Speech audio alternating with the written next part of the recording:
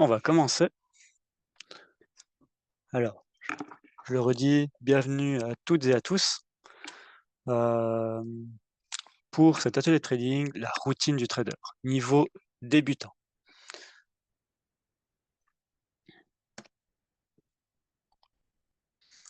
L'objectif de ce webinaire, c'est comprendre l'importance d'une routine quotidienne, savoir quoi faire avant, pendant et après une session, construire une discipline simple et reproductible. Car comme on sait en trading, ce qui est important, c'est pouvoir avoir un process et le reproduire continuellement.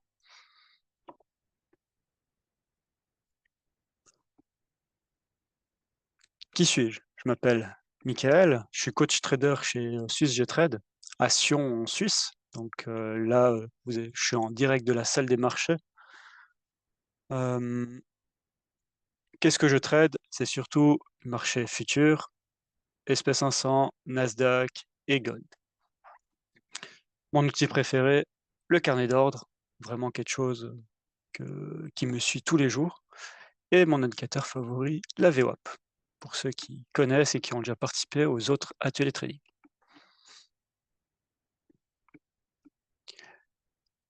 Avant de débuter, si jamais vous avez des questions, n'hésitez pas à les poser. Quand je regarde sur ma droite comme ça, en fait, je regarde le chat et je répondrai au fur et à mesure, d'accord? Comme ça, n'hésitez pas, je suis là pour répondre à vos questions. Donc, qu'est-ce qu'on va faire déjà avant une session de trading? Et déjà, à quoi ça sert? L'objectif, c'est se préparer mentalement et techniquement. Quels sont les points qu'on va effectuer? Vérifier le calendrier économique, les événements, les annonces, on va voir un peu plus en détail après, chaque point. Observer le contexte du marché, la tendance, l'overnight, se mettre dans de bonnes conditions, savoir si on est bien reposé, le timing où on trade et les distractions, qui est très importante, quand on trade. Écrire un plan simple avec des scénarios probables.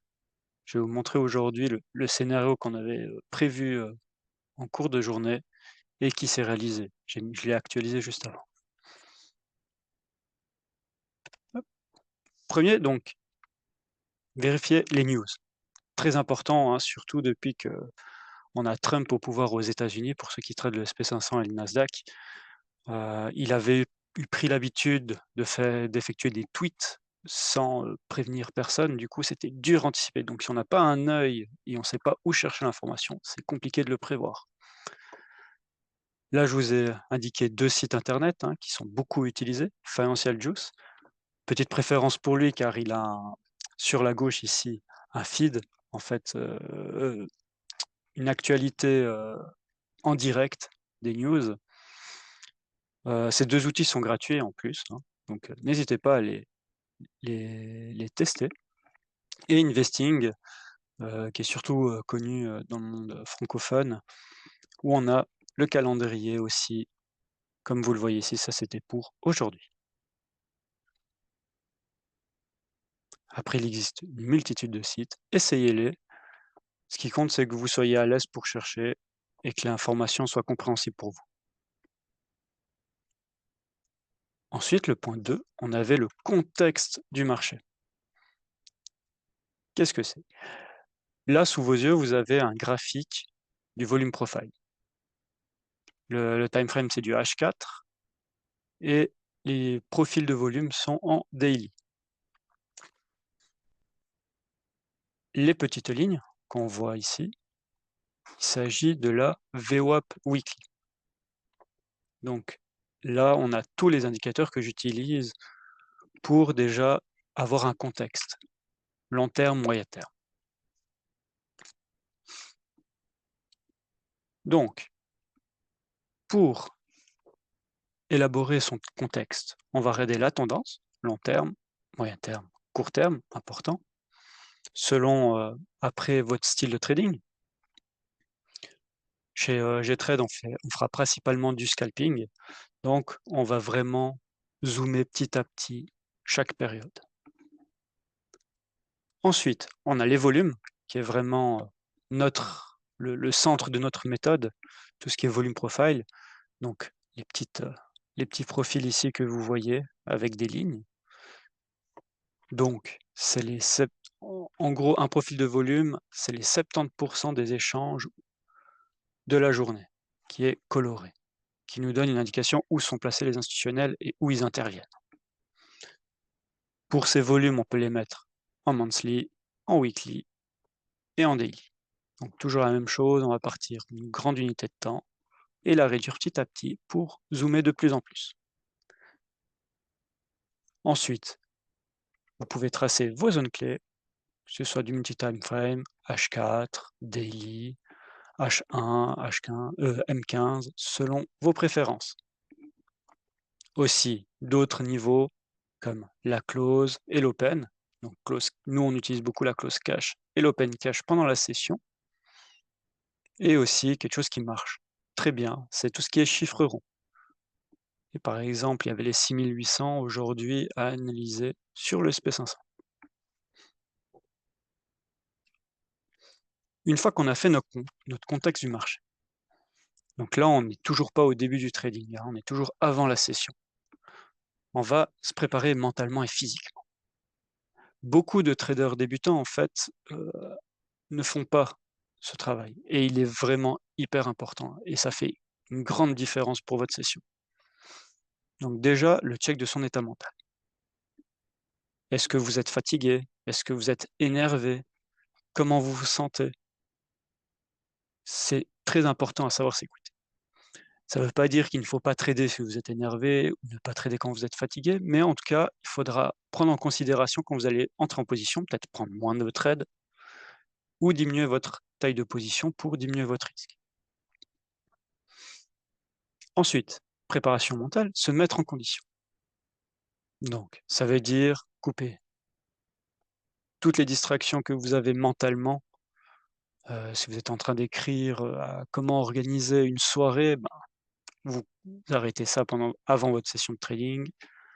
Vous concentrez uniquement sur vos graphiques et essayez de vous isoler au maximum. Ça, c'est important. Dans la limitation des distractions, il y a aussi, ben, typiquement le téléphone. Coupez les notifications si ça vous dérange. Enlevez les pages internet de votre PC si vous en avez plusieurs qui sont ouvertes. Comme ça, vous êtes vraiment focus. Et le dernier point, c'est la vérification technique. Il y a rien de pire en fait quand vous commencez à trader, vous prenez votre premier trade. Vous dites: «Ah trop bien, là il y a vraiment une zone super, je veux rentrer en trade» et en fait vous n'avez pas le bon compte qui est sélectionné. Parce que maintenant avec les propres firmes, bah, souvent on trade avec plusieurs comptes en simultané. Du coup, il faut faire, la bonne sélection. Ça serait dommage de prendre, un trade sur un compte démo au lieu de son compte, principal, et surtout s'il est gagnant. Là, on est encore plus frustré, puis ce qui engendre, un autre état émotionnel par après.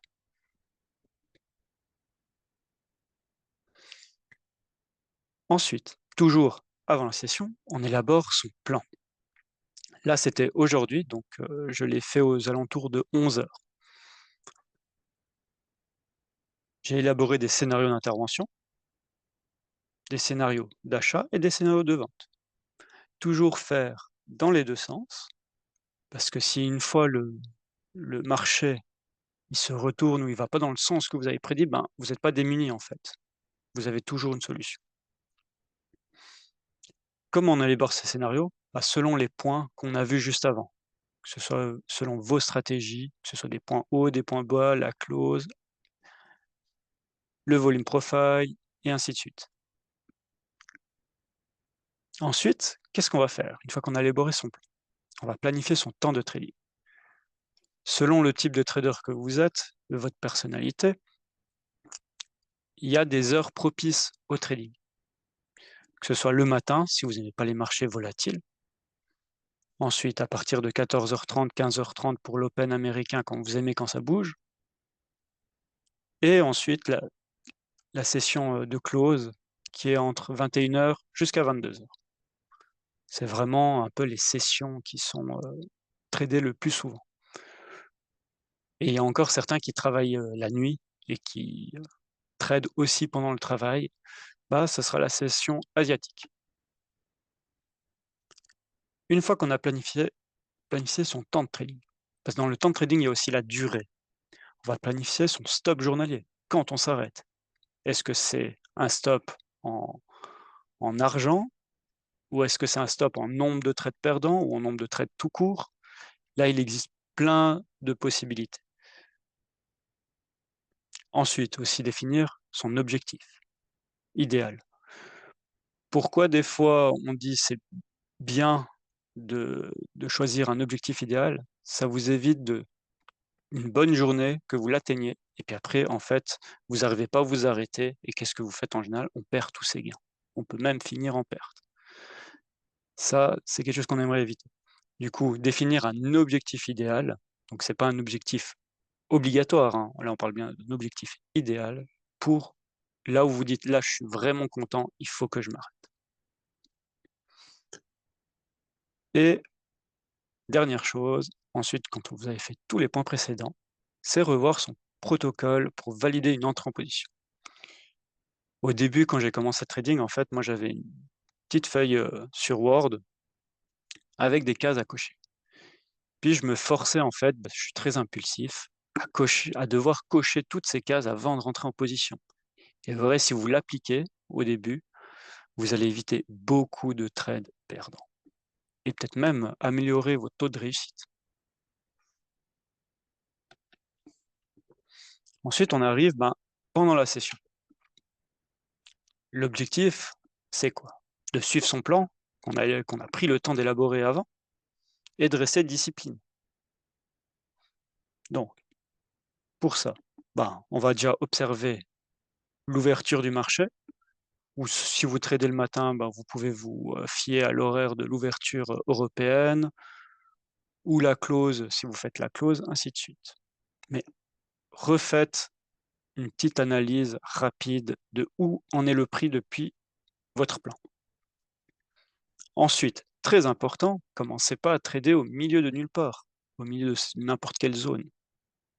Utilisez les repères que vous avez faits et attendez-les, vraiment. La patience, ça permet de rester toujours prêt pour les bons achats ou les bonnes ventes. Ensuite, il y a la gestion active, que là, c'est ajuster le scénario si nécessaire, selon ce que le marché y fait. Typiquement, quand il y a des news, des fois, on ne peut pas avoir un plan vraiment réaliste, parce qu'on ne sait pas de combien va décaler le marché. Donc, on est obligé de faire cette gymnastique cérébrale et puis ajuster son scénario si nécessaire. Et l'autre point dans la gestion active, c'est respecter ses stops et ses objectifs. Déjà, les mettre en place et ensuite les respecter. On va rentrer un peu plus en détail sur ce que l'on doit faire pendant la session.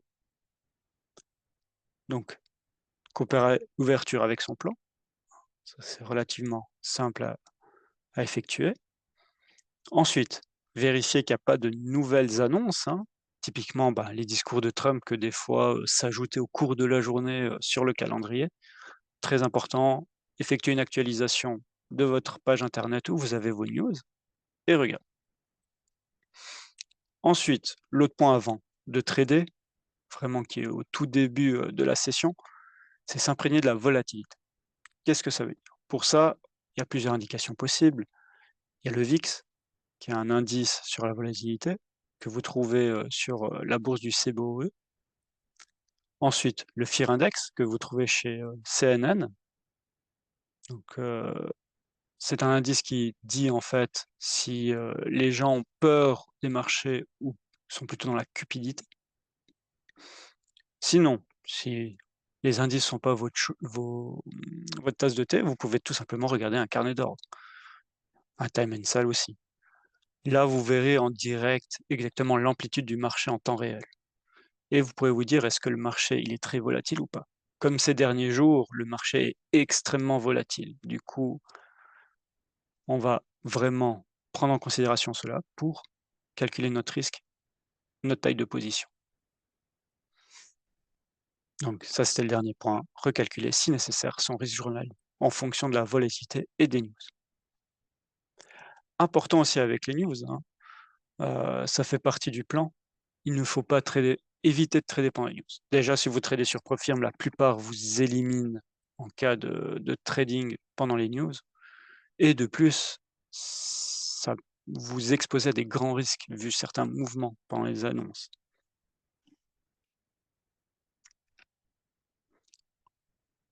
Ensuite, qu'est-ce qu'on va faire? Utilisation des niveaux du plan.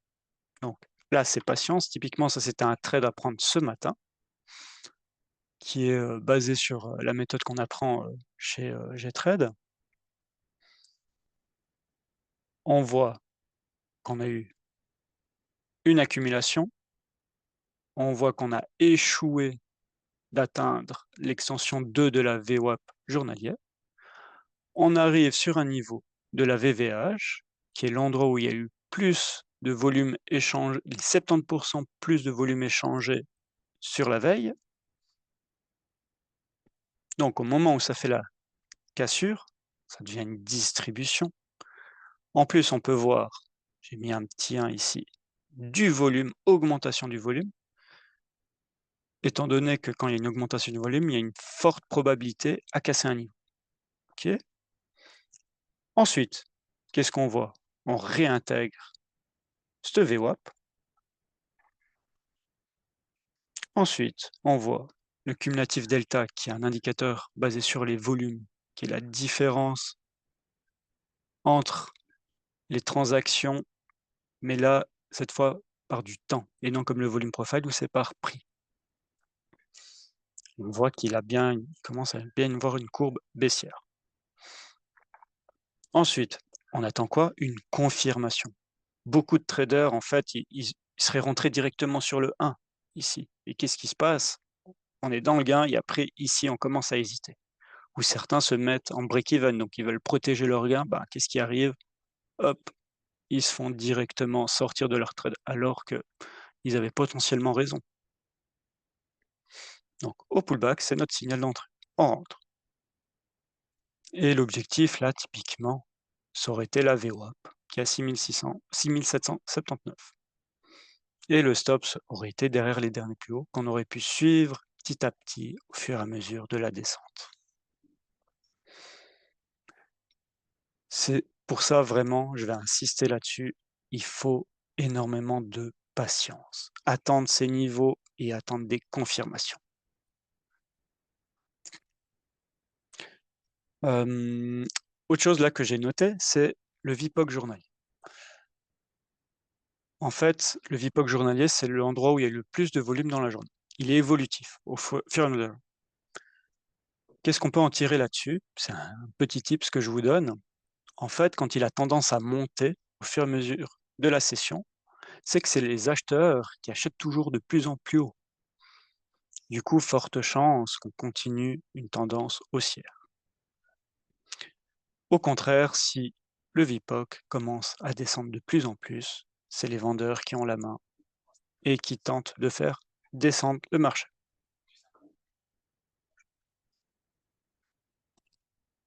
Ensuite, on va parler de la gestion active, qui est vraiment pendant le trade.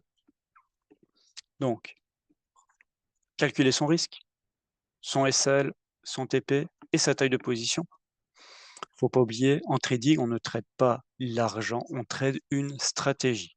Qu'importe la stratégie que vous faites, vous devez vous en tenir. Vous n'allez pas placer un stop parce que vous dites: «Ah, je veux trader, un mini, je veux pas perdre plus de 200 alors le stop il sera à 200 $». Non, c'est pas comme ça. S'il y a 40 ticks de stop, ben, vous calculez votre taille de position pour pas perdre plus de 200 avec ce stop. Et ça se fait avant d'entrer en trade.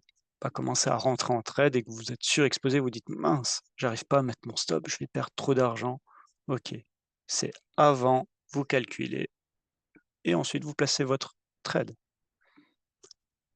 De nouveau, attendre les confirmations d'entrée, comme l'exemple que j'ai donné précédemment, selon votre protocole d'entrée en position.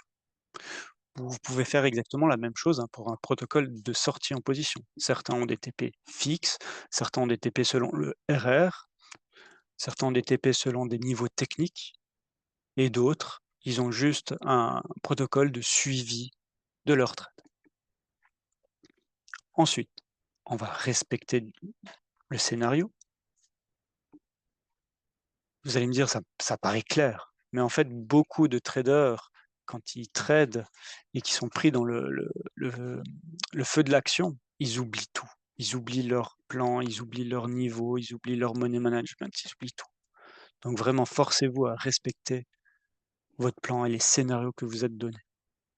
Il ne faut pas commencer à improviser en cours de route, sinon c'est voué à l'échec. Vous allez commencer à acheter, vendre, peut-être dans les 5 minutes qui suivent et ça joue pas. Soyez clair avec vous, donnez-vous des zones précises où vous achetez et des zones précises où vous vendez. Et si un jour, en fait, vous ne comprenez pas le marché, ne tradez pas. C'est très dur. Souvent, les gens qui tradent, ils le font par passion. Donc qu'est-ce qu'ils veulent faire? Ils veulent à tout prix rentrer des trades. Mais il y a des jours, en fait, il y a rien à faire. Des jours de range ou des jours, tellement explosifs qu'en fait on monte, on descend. Un peu comme aujourd'hui, c'est très compliqué. C'est une réelle machine à laver. Donc rester en retrait permet de préserver son capital et d'éviter des pertes inutiles. Ensuite, on va voir après la session. Qu'est-ce qu'on va faire? Donc, le but, c'est d'apprendre et progresser. En trading, le marché évolue également. Donc nous, on doit évoluer avec. Mais si on n'essaye pas d'apprendre sur nous et d'apprendre sur les marchés, on ne peut pas progresser. Pour ça, revue. Donc, comparer le plan initial que vous aviez fixé, le plan que typiquement que vous avez vu avant, avec ce qui s'est réellement passé. OK, déjà là, vous pouvez vous dire: «OK, est-ce que mes plans, ils tiennent la route ou pas?» Faites-le 1 jour, 2 jours, 1 mois, 2 mois, 3 mois, même pendant tout le long. C'est très important. Comme ça, vous pouvez aussi, savoir si votre stratégie, elle est gagnante sur le long terme ou pas. Ensuite, un feedback honnête. Notez ce qui a fonctionné et ce qui doit être amélioré. Typiquement, vous êtes rentré trop vite, vous n'avez pas attendu une confirmation. Stop trop court.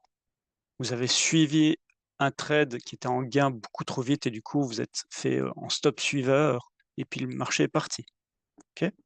Vraiment, soyez honnête avec vous. Surtout que c'est quelque chose que vous allez faire, personnellement. Donc, il n'y a pas besoin de vous cacher vos défauts. Ensuite, suivi des trades, donc compiler les résultats de ces trades, tenir un journal de trading, typiquement, que ce sera le sujet de l'atelier, trading le 22 décembre. Si jamais, n'hésitez pas à vous inscrire. Dans le journal de trading, moi, j'aime bien aussi noter mon mes émotions. Comment je me suis senti pendant un trade? À quel moment j'ai senti que le trade était bon ou pas bon? Et en fait, à fur et à mesure, vous allez faire du tri et cette intuition que vous allez développer, elle va vous sauver de certains trades qui se retournent, en fait. Mais ça, il faut déjà le noter pour en prendre conscience et ensuite vraiment pratiquer, pratiquer, pratiquer. À la fin, clôture mentale, c'est quoi? C'est vraiment se dire: «OK, la journée de trading, elle est terminée. Maintenant, il faut passer à autre chose». Fermer les graphiques et éviter de rejouer la session.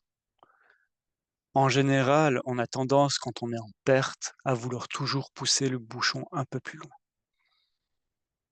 parce qu'on a une frustration et vu que l'être humain, en général, n'aime pas être frustré, on n'est pas habitué à perdre, dans la vie. C'est pour ça que le trading est un des métiers les plus difficiles. Il faut savoir perdre, accepter cette perte et arrêter une journée quand il le faut. Dans la revue, là, je vous avais montré avant le plan initial que j'avais fait ce matin, vers les 11:30. Là, on voit qu'est-ce qui s'est déroulé aujourd'hui. J'ai clôturé, c'était autour des 17:45 sauf erreur quand j'ai pris ce script. Qu'est-ce qu'on voit? Une ouverture américaine, on est descendu fortement, on est venu chercher ces niveaux que j'avais tracés et après regardez, ça remonte. Maintenant, là, j'ai pas les graphiques, ouverts, pendant l'atelier trading, donc pour éviter toute distraction, bien sûr, j'applique, ce que je vous explique. Je ne sais pas du tout où il en est. Mais d'où l'importance de tenir ses plans et d'agir uniquement sur les niveaux que l'on a repérés. Donc il y a des choses à retenir. C'est vraiment la routine, c'est un cadre. Il faut vous créer cette routine. Créer un process que vous allez tout le temps répéter encore et encore. Ça va vous aider à réduire votre stress. Dès qu'on parle d'argent, qu'on traite de l'argent, c'est un stress en plus. Donc il faut essayer de le réduire au maximum. Prendre des décisions impulsives. Bah, si on n'atteint pas, une zone, ben, on va prendre des décisions impulsives et après c'est un cercle vicieux. Ensuite, toujours écrire son plan avant de trader, pas commencer à le créer au fur et à mesure, de la journée. On va l'adapter, mais on va pas le créer au moment de trader. Trader des confirmations, hein, très important, que ce soit des pullbacks, des niveaux, un setup au footprint, un setup au marché. On apprend plein d'outils en fait chez GTrade pour avoir des bonnes confirmations d'entrée. Ensuite, la revue post-session qui est aussi importante, surtout pour son état émotionnel. À la limite, si vous voulez pas prendre, en compte, marquer tous vos trades et vos résultats, essayez déjà de savoir à tel trade comment vous êtes senti et là, vous allez voir aussi, en apprendre plus sur vous, de quel type de trader vous êtes. Peut-être que vous supportez pas de garder des trades plus longs. Peut-être que vous ne supportez pas des trades courts. Est-ce que les stops avec des stops courts, vous prenez plusieurs de suite, ça vous frustre et puis c'est pire? Ou est-ce qu'il vous faudrait plutôt des stops larges?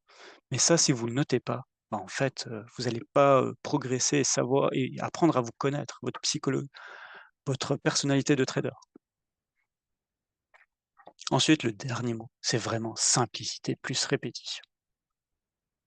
Vous voyez sur mes graphiques, j'avais pas 1 million de lignes, j'avais pas 1 million d'indicateurs. Essayez de rester le plus simple possible. Ça vous permettra déjà d'avoir un plan plus facile à appliquer et de le répéter et aucun outil qui va contredire un autre. OK? Puis la discipline, bah, c'est ça qui vous donne un résultat durable.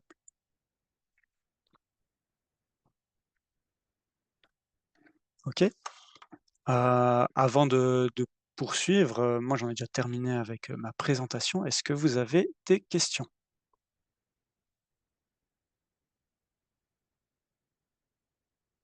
N'hésitez pas à écrire, directement sur le chat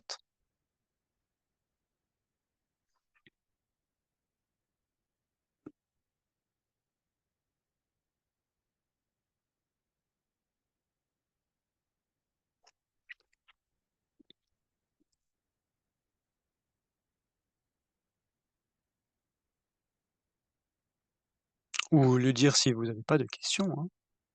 On peut trader avec quels outils? Alors nous, les outils principaux qu'on utilise, c'est tout ce qui est volume profile, VWAP, cumulative delta. C'est vraiment l'essentiel.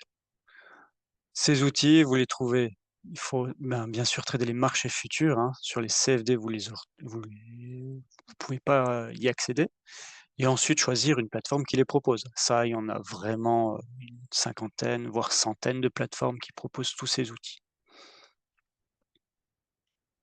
Quel outil se quel est l'outil essentiel qui permet le plus de détecter les opportunités?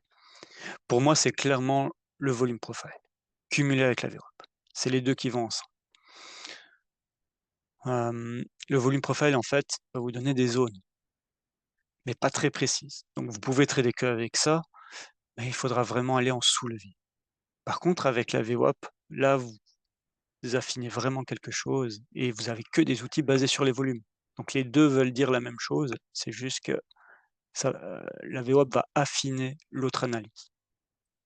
Pour moi, c'est vraiment les 2 essentiels et ensuite, ben, bien sûr, hein, bien avoir une bonne lecture d'un footprint, d'une heatmap, d'un bookmap ou d'un carnet d'ordre vous aidera toujours plus à être, précis et puis à avoir des bonnes confirmations pour vos entrées.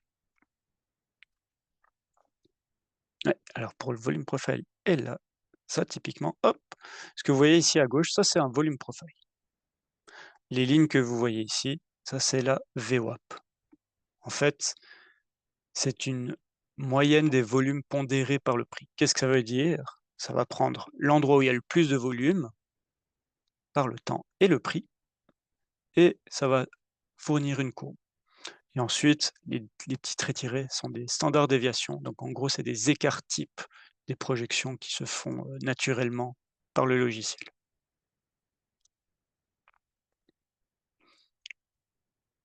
Est-il possible de faire des études dans ce domaine sur Genève? Alors, Getrade propose un master. Ça, c'est vraiment si vous cherchez des places de travail, dans des grandes banques ou des fonds d'investissement. Et pour la oui, ça, c'est surtout pour Genève. Expliquer la VVH, VPOC et VVL. Pas de souci. Alors ici, vous avez un profil de volume. La zone qui est grise foncé, c'est la VVA qu'on appelle, Volume Value Area. En haut, on aura la VVAH, donc le point haut de 70 des échanges qu'il y a eu, donc des trades, des transactions qui ont été exécutées, hein, bien sûr. Le VPOC, c'est Volume Point of Control, l'endroit où il y a eu le plus d'échanges. Et la VVAL, c'est l'inverse de la VVH, c'est Volume Value Area Low, l'endroit où il y a eu 70 moins de transactions exécutées.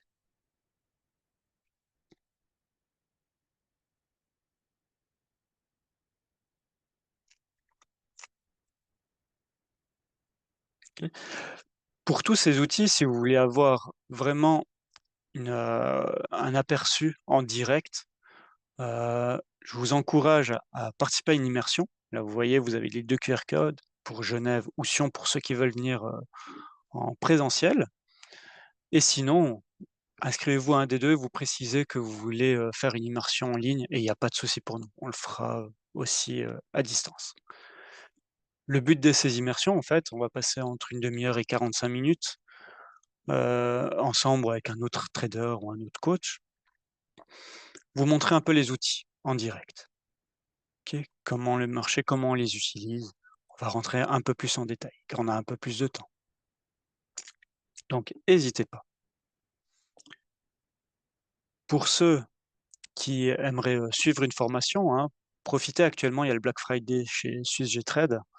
Donc allez voir, on a plusieurs solutions, que ce soit en ligne, en présentiel, du coaching privé, à distance ou en présentiel.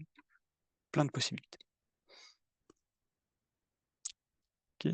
Je vais continuer à répondre aux questions. Que pensez-vous des trades avec les IA?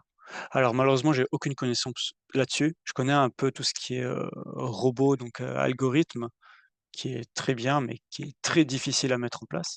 Et les IA, c'est encore plus dur à mettre en place. Donc les réels ou robots avec l'IA, franchement, ça vaut plusieurs millions, donc ils sont durs à trouver. Quel est l'outil qui permet de détecter l'accélération des prix sur le graphique? Alors, je pense que vous voulez parler de s'imprégner de la volatilité. Donc là, vous avez le VIX, qui est un indice que vous trouvez sur TradingView, sur Google, sur, votre plateforme si vous êtes sur Tradovate, Tatas et compagnie. Ensuite, c'est surtout le carnet d'ordre où là, vous voyez en direct vraiment les accélérations, en fait. C'est pas comme une bougie où la barre du prix est approximative, on se rend pas compte selon l'échelle, que vous avez ou le zoom. Le carnet d'ordre, vous voyez vraiment comment le prix saute de point en point. Vous voyez vraiment l'inertie.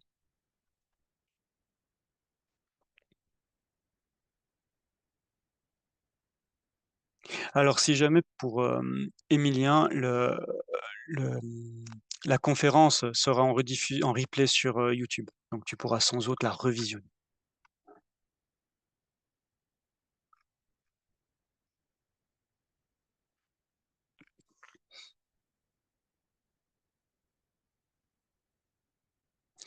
Pour, Elko, en effet, il y a eu d'autres, thématiques pour, le trading pour débutants. Celui-ci, routine pour le débutant, en fait, on va pas trop en détail. On n'a pas donné, plusieurs, techniques, avancées pour, se préparer avant une session ou comment gérer, son risk management ou comment, avoir des petites astuces en plus pour tracer bien ses zones, pour son plan. Donc, là, on a vraiment vu, en gros, le principal et n'hésite pas à aller sur, YouTube. Tu as accès à tous les replays des anciens ateliers et en cas de question en plus, ben, prends rendez-vous une immersion. Je l'ai pas précisé, c'est gratuit en plus, hein. C'est vraiment alors hésitez pas, prenez une immersion et regardez un peu notre façon de travailler, comment on fait.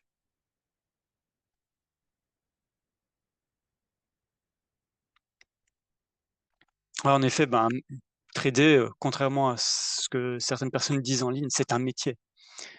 Il faut le pratiquer, il faut beaucoup s'entraîner et surtout, ben, se former. Qu'importe où vous vous formez, formez-vous. C'est vraiment ça qui compte. Mais avec plaisir, Emilia.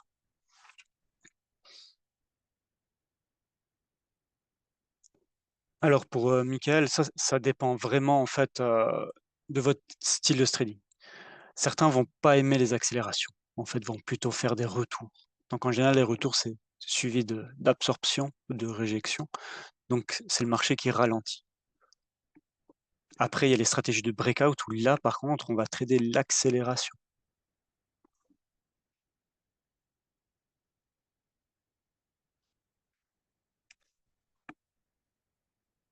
Voilà. Je ne sais pas si encore quelqu'un a une question?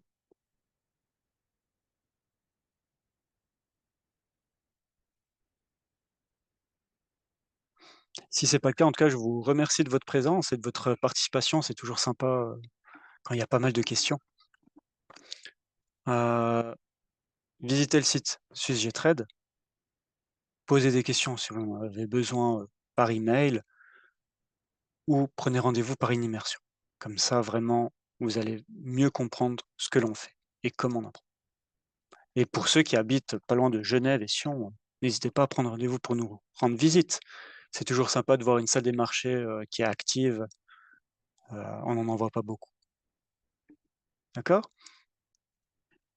Alors je vous souhaite à tous, une excellente soirée et puis, je vous dis, à bientôt pour un prochain atelier.